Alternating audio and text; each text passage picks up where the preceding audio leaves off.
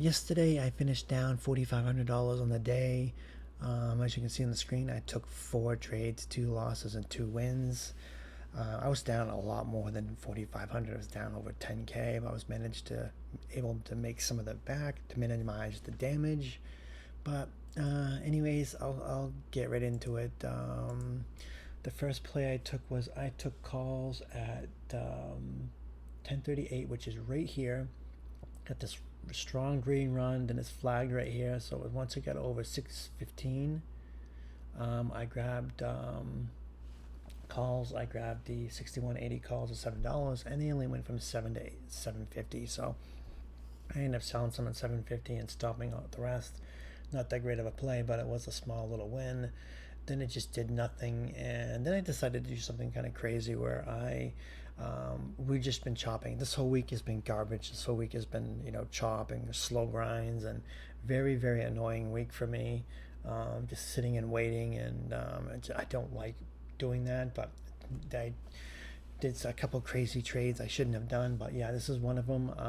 We just get to the 66, 15, 40, and we just drop. Right here we dropped, here we dropped. So when we got back up here at the top of the range, I took a chance, and I grabbed the 61.75 puts at 680, and as soon as I got in, it popped, and I stopped out at 5. So I was like, okay, whatever. And then I took puts at, no, that's a puts play. I took calls at 126, which is right here at VWAP.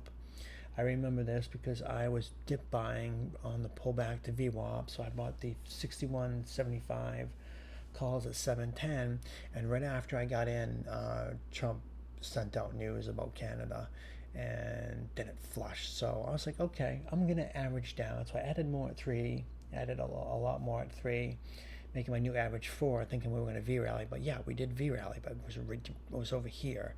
I was expecting this to happen here, and I added thinking that the news wasn't really that great.